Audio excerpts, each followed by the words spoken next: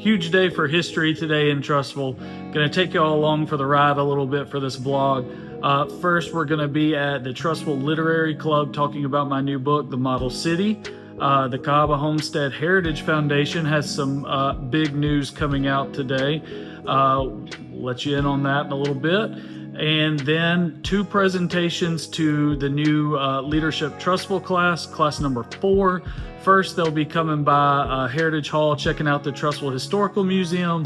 And then about an hour or so later, we'll be on the mall talking about the Cahaba Homestead Heritage Foundation and the history of the Cahaba Project. So taking y'all along for the ride, let's go. Rather, Rick Bragg, I'm sure y'all are familiar with the author Rick Bragg. Got to know him, oh gosh, I met him in 2008 and we've stayed in touch. Met him at the University of Alabama. He was a professor of mine for a sports writing class. It was really a feature writing class more than anything. And that was where probably I first said, ooh, I want to do that. I want to write books. And so we've tried to stay in touch, and he's reviewed some of my stuff in the past and certainly go to his events when he's in town. So something that he has always said when he's talked to people is he would rather talk with you than talk at you. I subscribe to that. Without the Cahaba Project, we don't have Trussville as we know it today. They were 2 separate entities. Cahaba Project was its own thing, Trussville was its own thing. 1947, they vote merged to become one town of Trussville. So his words about destiny for that generation of Americans became incredibly accurate during the late 1940s, certainly the 1950s and beyond. So that's why that quote is there. I'm going to get the title wrong, but there seemed to be a gap where I don't know if it was to do with the slag, like, oh no, we bought all this land and what are we going to do with it now? Before they kind of pivoted, there was like a little margin of time where Trussville, they had I guess it was a Civitan club, where they were taking, or they were pushing for a neuropsychiatric hospital for veterans. And they were gonna take up all 600 and something acres. I don't know how you're gonna do that. That's a whole bunch of land. But I had read a story in the Cahaba Hub that served the Cahaba Project from late 38 to 1942, there was like a little joke printed in there. It was like they were going to put an insane asylum here, but instead they got us, haha. And I never thought much of that. I just thought it was kind of a dumb joke printed in a, little neighborhood paper. And then I found that, and I was like, oh, there was like an actual plan to put something out here. And then I guess at some point I've got to dig into that further. And her dog chased Michael Jackson down the street. So we tried to have that as kind of like a funny, random kind of funny chapter in the book. So that's in there. There you go. There you go. There you go. I got a Sharpie in the pocket.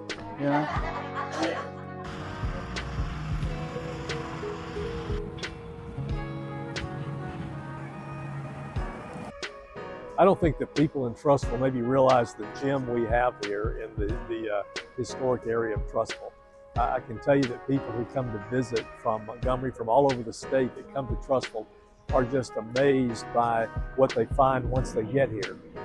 This is one of the first planned communities in the United States. It's a model for what people in the 21st century want to have in terms of neighborhoods: green spaces, sidewalks, large lawns, community activity, community interaction. So I think it's important that we try to preserve and enhance what we have here in Trussville and take advantage of this tremendous gift we have.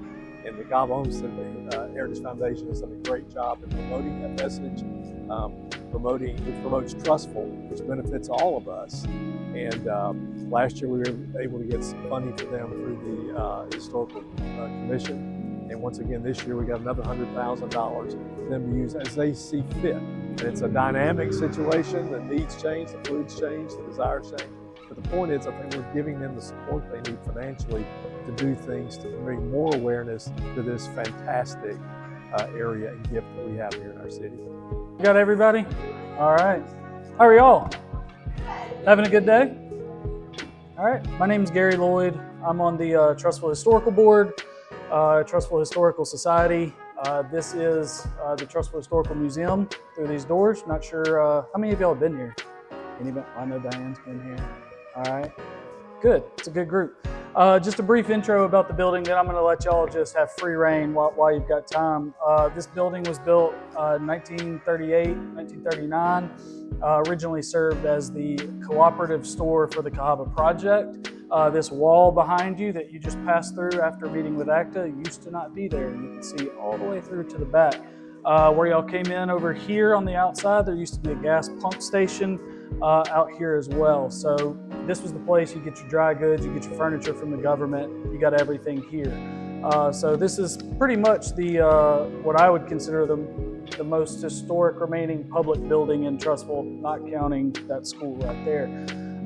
Very quickly, how to follow us. The Trussville Historical Board is on Facebook, Trussville Historical Board. It's also on Instagram now. We're kind of doing a little foray into Instagram now. Also, Trussville Historical Board. Trussville Historical Society is on Facebook. Difference between the two, our historical board is city council appointed. Historical Society is a 501c3 so that we can fundraise to preserve everything in this building. And a past Leadership Trussville project resulted in trussvillehistory.org. Ben has had a big help in that, and Sarah. So we have our museum openings and a very quick virtual tour and that kind of thing at trussvillehistory.org. Our next open dates, we are open this Saturday from 10 a.m. to 2 p.m. I know Alabama plays at 11 a.m., which is why that projector will be showing the game at 11 a.m. So you can guarantee that I will have that game streaming right there. We are also open November 8th and December 13th. Before you leave, take one of these. It's got the next 2 dates on it. And also before you leave, just sign our guest book. It helps us a lot to know how many people we've got passing through. I'm just going to give y'all free reign. If you've got any questions, ask. But also, if you have any questions in there, ask as well.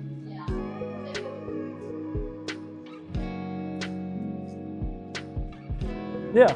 I'll just give y'all talked to y'all an hour ago, but just give y'all a brief overview of the CHHF first, and then we'll dive into just a little bit of history, not a ton.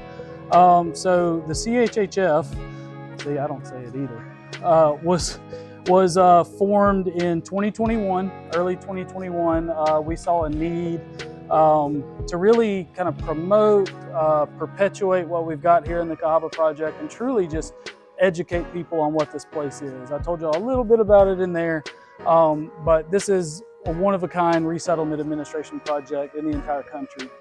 My spiel to everybody is it's not just historic to Trussville, it's not just historic in Jefferson County, it's not just historic to Alabama. This place is historic to the entire United States. It's truly one of a kind. So we saw a need to really step in, create something to educate people about that. We've hosted a ton of events. Just run through some of these things. I don't know, y'all driving around with Tandy earlier, maybe y'all saw the stone gateways that are around. Our group made those and unveiled those in 2024. We did some gazebo and wall restoration here at the gazebo at Parkway Drive. It was becoming a lot like Jackwood Stadium was, where you could just walk up and pull a brick. So we did that. Last year, we returned, about this time last year, returned 4 original Cahaba Project lamp posts to East Mall. Here, you're not going to be able to see them for the trees, but the corners of East Mall now have working original lamp posts that are returned there. We've hosted Heritage Days for 3 years in a row now. We have the Gee's Bend Quilters. They come up from Gee's Bend. We usually have a music event. We've had it here. Last year we had it at the Entertainment District. Probably going to do that again this upcoming year. We have artists come. We have all sorts of events that week. Planted a daffodil trail early this year. If you've been in this area in like March, you saw 1 billion yellow flowers. That was our group. And right now, the pumpkin display out in front of the gazebo, if you've got little ones, take them for fall pictures in front of those pumpkins. It looks incredible. That's Triple Care Lawn and Landscape did that for us just this week. Some general history of the area. These 287 homes were built between 1936 and 1938. They were built with no economy of labor. What I've told people is this area was supposed to be like a lot of other resettlement administration projects. You get a modest house, 5 acres of land, so that you can kind of self-sustain. The slag that was everywhere from the blast furnace that stood right in this area prevented that farming. So the government kind of pivoted the project and said, let's show off with this one. Let's make it look like what we see America as coming out of the Great Depression. Show a fruitful, successful suburban area. And this was really the test case for the federal government right here in Trussville. All right, well, that's a wrap on this, I guess, history-focused day here in Trussville. It was fun getting to talk to the Trussville Literary Club this morning about the model city. Thank you to Representative Danny Garrett and the state of Alabama Historical Commission for another $100,000 for the Cahaba Homestead Heritage Foundation. There will be more in the near future about what those funds will help with here in the historic Cahaba project. You got to see a little bit from the Trussville Historical Museum. I got busy talking to people, sorry, it happens. And talking to the new Leadership Trussville group there, and also talking to the Leadership Trussville group right here at the mall about the history of the Cahaba project. Hope you learned something. Hope this was informative and gives you a sneak peek into some of the things that go on in Trussville during your work week that sometimes maybe you don't know about. So until next time, appreciate you guys tuning in. We'll see you soon.